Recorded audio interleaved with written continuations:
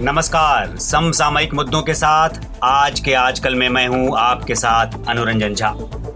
सबसे पहले अहम खबरें। केंद्रीय स्वास्थ्य मंत्री ने कहा, देश में अभी कम्युनिटी ट्रांसमिशन नहीं, वैक्सीन का ह्यूमन ट्रायल जल्द शुरू होगा। अभी तक 8.25 लाख लोग हो चुके हैं कोरोना संक्रमित। बिहार में हो रहा है कोरोना विस्फोट। लगातार 2 दिनों में आए 1,500 से ज्यादा नए मामले। 8 पुलिसकर्मियों की हत्या करने वाला गैंगस्टर विकास दुबे आया सामने।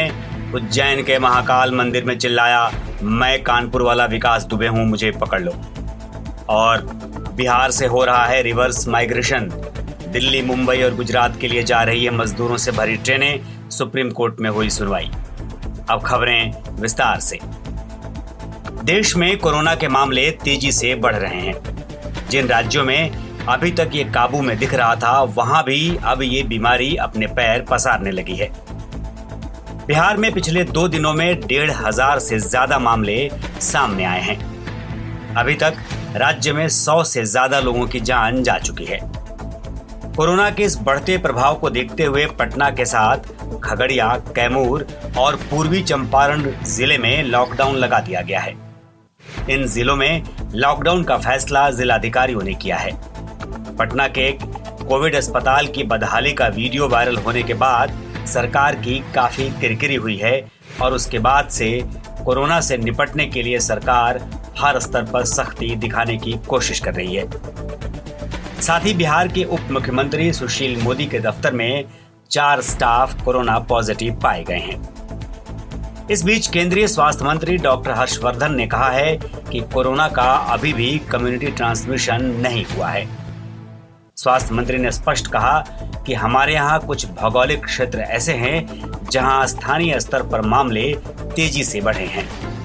हमें ये नहीं भूलना चाहिए कि देश में 49 जिलों में ही कोरोना के 80% मामले हैं।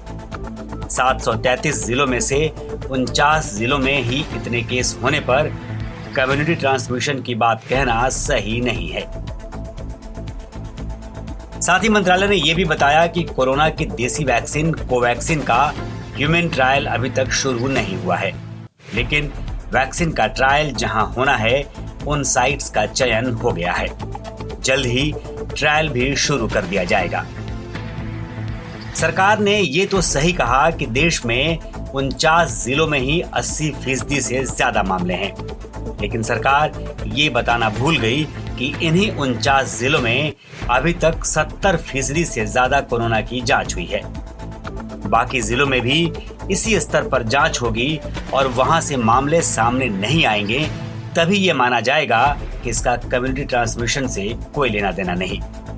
वैसे तो इसके लक्षण सामुदायिक संक्रमण वाले ही लग रहे हैं। कानपुर में 8 पुलिस वालों की हत्या कर भागा गैंगस्टर विकास दुबे आज मध्य प्रदेश के उज्जैन पुलिस की गिरफ्त में आ गया। उज्जैन के महाकाल मंदिर में विकास दुबे छिपते हुए पहुंचा और फिर वहां जाकर ये चिल्लाने लगा कि मैं कानपुर वाला विकास दुबे हूं, मुझे गिरफ्तार कर लो। उसके बाद वहां अफरा तफरी मच गई और मौके पर मौजूद पुलिस वालों ने उसे गिरफ्तार कर लिया। गिरफ्तारी के करीब 10 घंटे बाद उसे यूपी एसटीएफ को सौंप दिया गया। एसटीएफ चार्टर्ड प्लेन से विकास को लेकर यूपी वापस आ गई है। उज्जैन में उससे करीब 2 घंटे तक पूछताछ की गई। जिस बदमाश को पकड़ने के लिए पुलिस की 40 टीम बनाई गई थी, वो महाकाल के दर्शन करने के लिए पहुंच गया और पुलिस को भनक तक नहीं लगी। इस बीच पुलिस ने उसके खास गुर्गों को अलग अलग तरीके से एनकाउंटर कर दिया। अब वो खुद ही सरेंडर करने पहुंच गया और उसके लिए उसने जगह चुनी मंदिर का इलाका, जहां कोरोना के बावजूद लोगों की आवाजाही रहती है। ऐसे में उसके समर्पण और उसकी गिरफ्तारी के बीच कहीं न कहीं बड़े पेच हैं जो समय आने के साथ सामने आएंगे। सुप्रीम अदालत में सॉलिसिटर जनरल तुषार मेहता ने बताया कि प्रवासी मजदूरों का रिवर्स माइग्रेशन शुरू हो चुका है। उन्होंने अदालत को कहा कि अपने होम टाउन में प्रवासी मजदूरों को उनके काबिलियत के हिसाब से नौकरी नहीं मिल रही और लॉकडाउन खत्म हो गया है। ऐसे में पुरानी नौकरी को वापस पाने के लिए वो वापस शहर जा रहे हैं। बिहार से निकलने वाली ट्रेनों में भारी भीड़ है और ट्रेनें भर भर कर बिहार से बाहर जा रही हैं।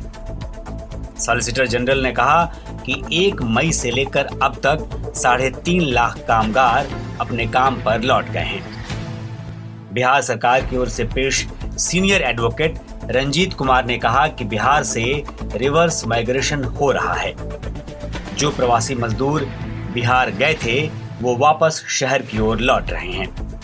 दरअसल आज प्रवासी मजदूरों के मामले पर सुप्रीम अदालत में सुनवाई हुई और अदालत सरकार से ये जानना चाहती थी कि जो मजदूर अपने गांव अपने घर वापस जाना चाहते हैं उनके लिए सरकार क्या कर रही है। जिस तरीके से मजदूर वापस शहरों की ओर लौटने लगे हैं ये तो होना ही था। सरकार के पास इन मजदूरों के लिए कोई ठोस नीति का नहीं होना इसका सबसे बड़ा उदाहरण है। आज के आजकल में इतना ही। ताजा अपडेट के साथ हम फिर हाजिर होंगे। तब तक के लिए नमस्कार।